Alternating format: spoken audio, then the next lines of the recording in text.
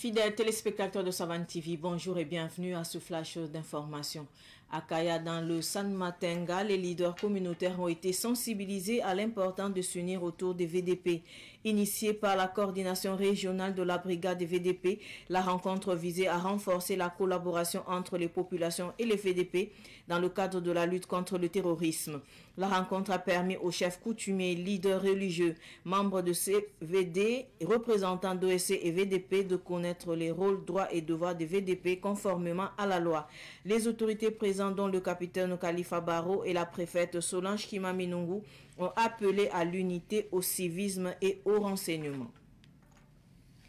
La Fédération des associations islamiques du Burkina, FAIB, a organisé les 12 et 13 juillet 2025 à Ouagadougou une formation pour plus de 250 imams, prêcheurs et prédicateurs autour du thème « L'éthique du discours islamique à l'ère du numérique ».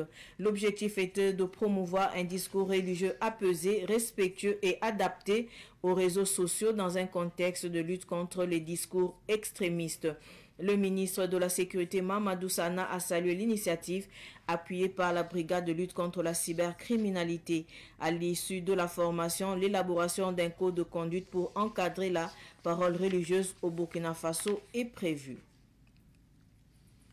Hors du Burkina, le président camerounais Paul Biya, âgé de 92 ans, a annoncé le 12 juillet dernier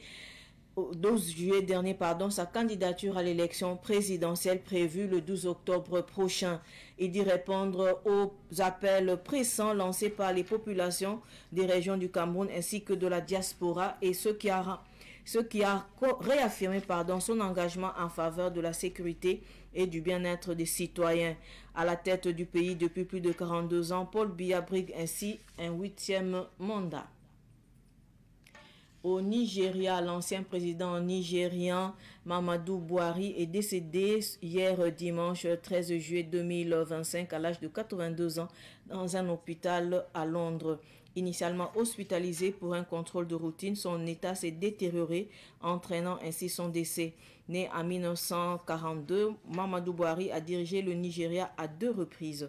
D'abord en tant que chef militaire après le coup d'État de 1983, puis en tant que président démocratiquement élu entre 2015 et 2023. Il a quitté le pouvoir en 2023, passant le témoin à Bola Ahmed Tinubu. Ce flash on veut terminer. Merci de l'avoir suivi. L'info continue sur Savane TV. Au revoir.